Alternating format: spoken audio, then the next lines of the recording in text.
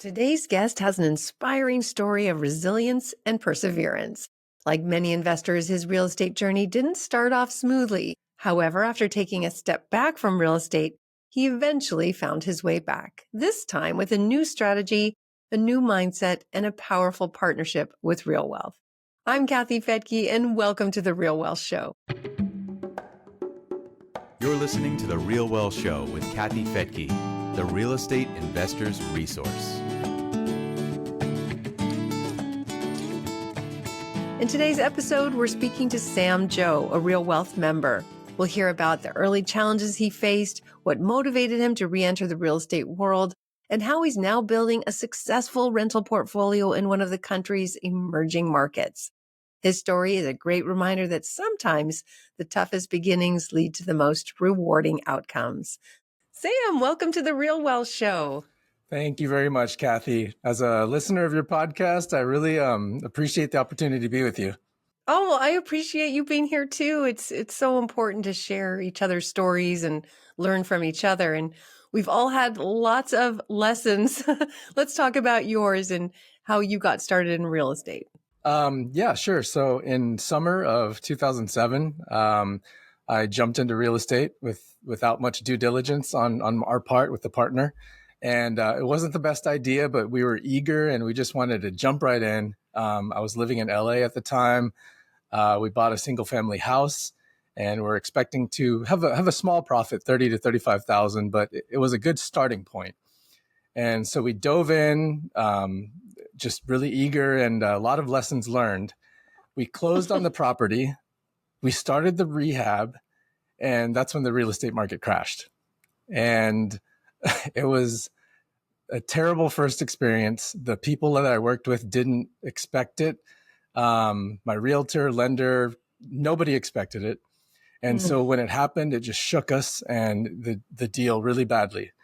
Our intent was to fix and flip the house, but after the crash, the realtor said, we can't sell this. The value dipped from what we bought it at, about 400, down to 240. And the money that we put in was gone. Credit card debt had stacked up from the rehab. So we're just trying to triage the losses as best as we could. We decided to rent it, and it was a Section 8 tenant, but we were still coming out of pocket $900 to about $1,000 each month.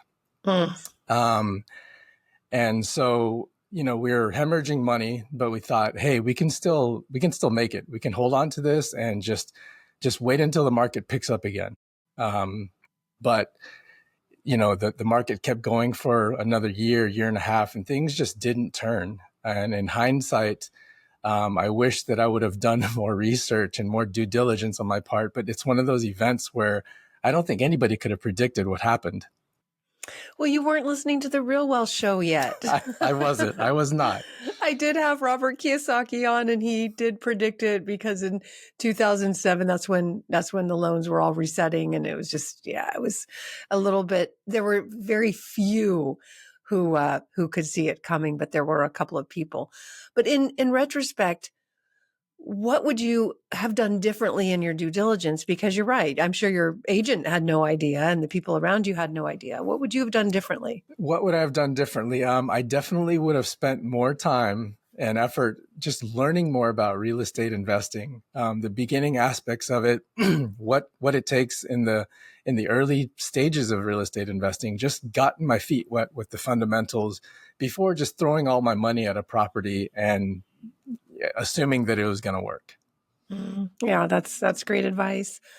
And also back then it was adjustable rate mortgages that most people were getting. So you couldn't really know what your costs were going to be and if those loans would adjust. And a lot of people were on the NAGAM loans, negative amortization. I don't know what kind of loan you were on at the time, but it wasn't even the full payment. So you can avoid a lot of that pain today if you get into a fixed rate loan, you know what your costs are. And if you know that you're going to get a certain amount of rent on the property, you can ride through a storm. That's what we saw. A lot of people kind of made it through one of the toughest times. We bought properties in Texas at that time. And even if values went down, which they didn't, there was the rents covered the costs, and we were able to get through that recession along with hundreds of our members at Real Wealth because they had bought properties that made sense from the beginning, that cash flowed from the beginning on fixed rates. Yeah, to be honest, I sort of trusted my realtor and lender at the time, Yes. maybe too much, and just said, hey, let's do this transaction. You show me what I need to do, tell me what I need to know, where I need to sign my signature, and let's go. And it was a very foolhardy way of doing it, but It's so honest though, and so many people did. I have to tell you, when I became a mortgage broker in 2004, because I had a sponsor on my show who was a mortgage broker, and he got so much business from this show. He's like, you should come and do this, and I can't handle all the business. So I didn't know anything about real estate. I had just started. And my very first loan, this man came in, he put all of his financials in front of me and said, I need financial advice. I'm like, I grabbed my mentor, brought him in the room. I'm like, he wants advice. It was very common back then that people would get their advice from mortgage brokers as their financial planners almost. And I couldn't believe it. This guy was a multimillionaire and he was asking me what to do with his money.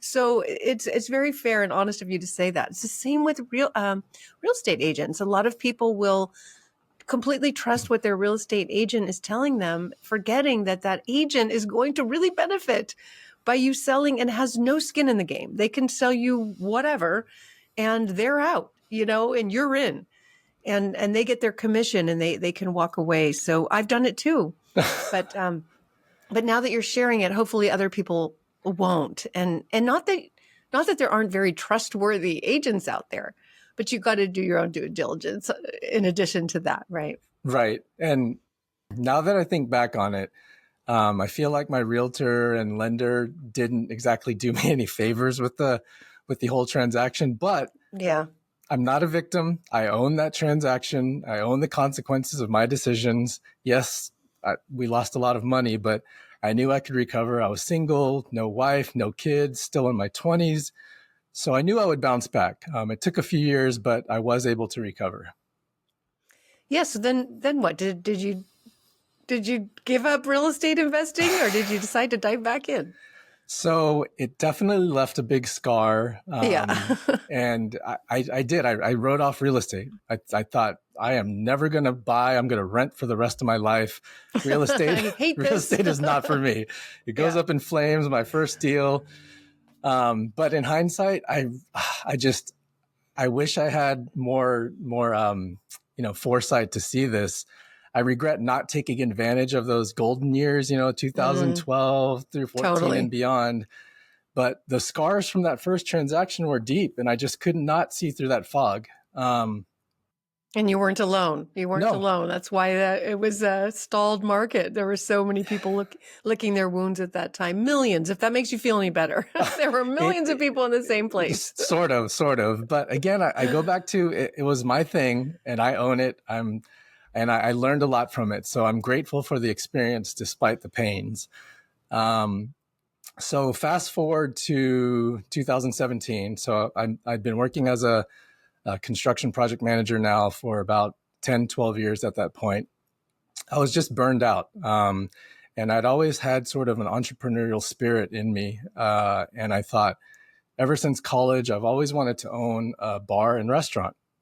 I love the food and beverage industry. I love the vibe of going out for food and drinks. I love the environment and the business. So in 2007, I took a leap. It was just still me at the time, no wife, no kids. I thought, hey, let's do this. Like, I don't want to regret this years and years down the line. This time, though, I took a much more calculated approach. Instead of just leaping in, I took a year to completely immerse myself in the food and beverage industry. I think I had like 6 or 7 different jobs during that year. Front of the house, back of the house, you name it. I did it all because I wanted to make sure I was making the right decision.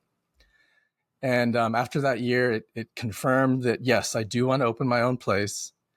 And it was a strategic move to kind of make sure I'm doing the right things to set up myself for a good foundation. But the best part of this whole journey in doing that was I met my wife at one of the restaurants that I worked at. So it just a lot of things happened, and it's the way that I feel like my life was supposed to play out. She was a server at the restaurant. I was a bartender, and that's how we all kind of took off from there. And the sparks flew. Oh, I love it. Yeah. Yeah. And when people ask like, hey, how did you guys meet? I'd like to say that we met on Craigslist just as a joke, because she posted the ad for a bartender on Craigslist and I answered that ad. So, it's not completely off, but it's just kind of funny. Love it. But after that job, I thought, all right, we need to go do this. I've been talking about it. I've spent a year doing this research. So I started looking for commercial spaces that would fit within the budget and what we wanted. And I found a great space in an up and coming neighborhood. The rent was good. It fit what I needed. The space was fire damaged. It looked like a scene from an apocalypse movie. Like it was just, it was in really bad shape. And when I took my now wife there to view the space with me, I just kind of turned to her and I said, so what do you think about the space? And she thought I was insane. You could just see the look on her face was like, no. Yeah. But, I come from construction, so I could see the vision of what it could be. Yeah. And so we signed the lease. We got into it. We did the rehab, the renovation. From the time that we signed the lease to the time that we got it up and running and approved to open for business, it was about 6 months, which is incredible for the city of Seattle. I mean, Seattle does not move very quickly. Yeah. And so, summer of 2018, we were open for business. The restaurant kicked off. It did really well. Obviously, all the startup costs and operating costs in the beginning, it was just not quite profitable. But the numbers were tracking to be net positive by 2021. In March of 2020, the universe had different plans. Oh, boy. And COVID kicked in. And the local government shut down all restaurants, establishments, everything. That's so tough. I hope our listeners can feel for this because, putting all your heart and soul into something and then, bam, it's shut down. Yeah, it was very shocking. I wasn't ready for it. And you're in California. I think the things were kind of the same there as Washington. Oh, yeah. Restaurants it was impossible to stay afloat. Yeah. It was just insane to try and keep the business afloat. So we tried the stay at home, the delivery food, the takeout food, all the different things. And we tried to keep it going for about a year and a half. But it was just not sustainable. Our business was not built on takeout food. It was based on, customers coming in, sitting, having drinks, ordering food, just kind of being in an environment of like a social atmosphere. Yeah. And when that got shut down, it was just too hard to control it. So, and then you're thinking maybe real estate isn't so bad. I wasn't there yet. Okay. I wasn't there yet. Towards the end of 2020, I got another W-2 job because I needed to get an income again. And spring of 21, we sold the business. It was a big loss, but at least we were able to offload the business and move forward. So the two times in my adult life, in 2007 and then in 2020, when I put everything I had into a business, I lost it both times. So 2 strikes. But an entrepreneur never stops. Yep. Because it's in your blood. Yep. It came back and it bit me again. And now fast forward to 2024, my wife and I were married and we have a daughter now. And I thought, I want to jump back in. I must be crazy, but I want to jump back into business. I want to jump back into real estate. So let's do this. but we took a much more strategic approach. My wife and I talked about it a lot, and we decided that, hey, we're going to talk with some people who are seasoned investors. We're going to talk with a lot of lenders. We're going to get into a mentorship program, and we're going to do this very systematically. And so we started that process around September, October of last year. And we took a ton of classes, education, lots of podcasts, including RealWealth, learned so much. And we got to the point where, okay, now we need to start making some moves. And we got with some agents, and we're looking for properties. We're sourcing deals. And several offers later, we got one accepted. Isn't it so much better to do business when you know what you're doing? When you control the agent, they don't control you. It sounds like such an obvious thing, right? But, I think I had to take those bumps and bruises in order to learn my hard lessons to get it through my head that, hey, you need to put some effort into this and learn about it before jumping into it. And so yes. That's what we did. And since then, we've closed on 3 doors, and we should be closing on a 4th door here soon. And the first one that we ever did was in Cleveland, thanks to the RealWealth Network. Oh, that's a great team there. Yeah, they're awesome. Yeah. Oh, wonderful. Yeah, and just kind of getting back in and doing it right, and being more careful. Some of us entrepreneurs are by nature jumper inners. That's kind of what you do. And that's how businesses get started. And then you fall down a few times, you get knocked down, and then it's like, okay, I still have the gumption, but I'm going to do this more carefully now. Whereas, people who aren't necessarily entrepreneurs, they might know how to do it, but they'll never do it. They'll never take that step. So it's just kind of the nature of the beast of being the go-getter. But yes, so much easier when you have done the homework and the studying and have surrounded yourself with people who are doing what you want to do. That's the thing. I bet your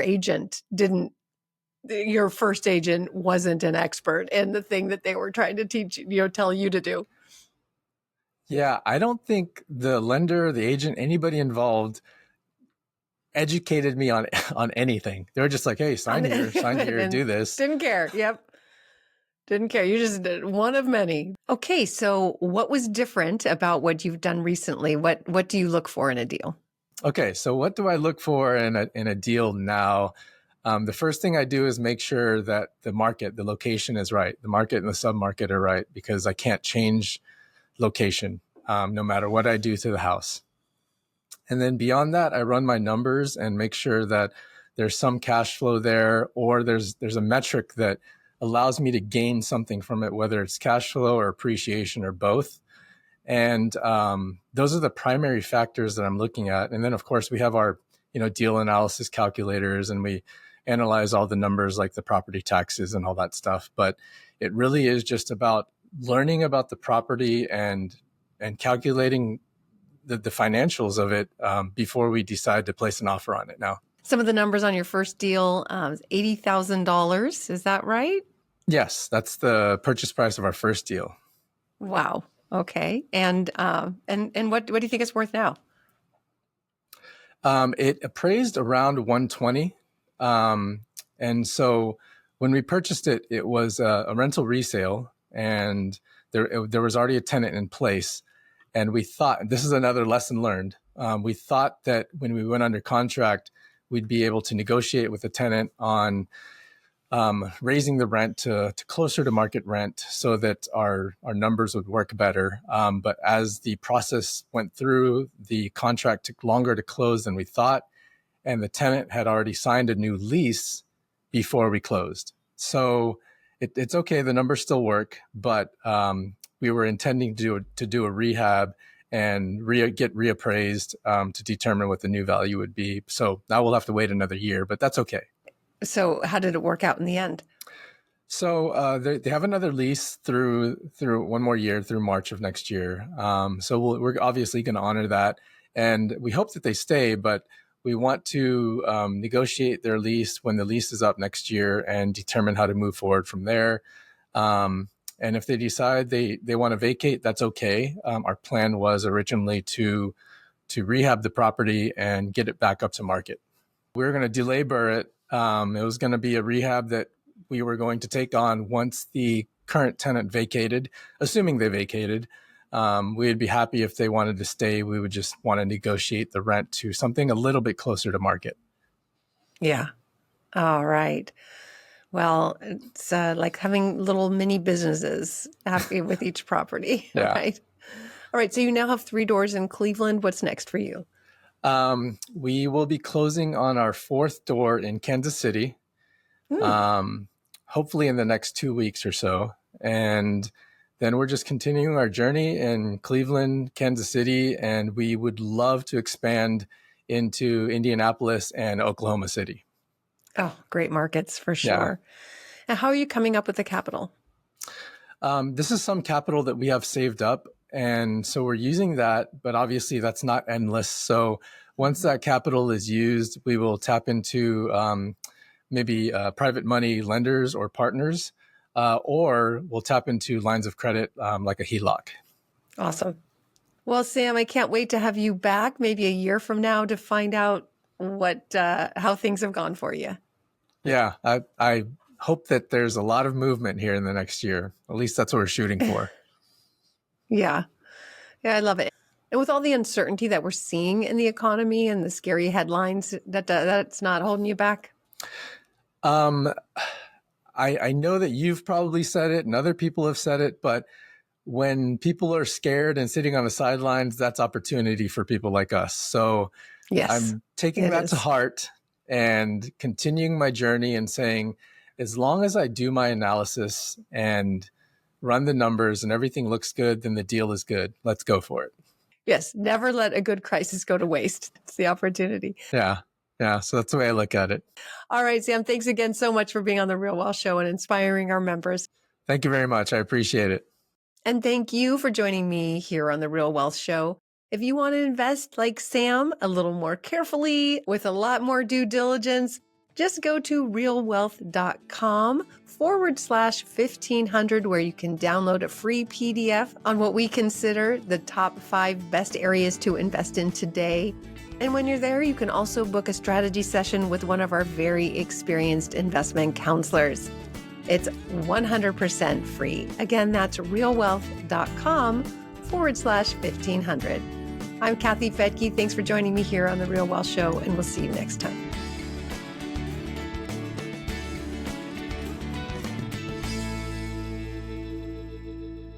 The views and opinions expressed in this podcast are provided for informational purposes only and should not be construed as an offer to buy or sell any securities or to make or consider any investment or course of action. For more information, go to realwealthshow.com.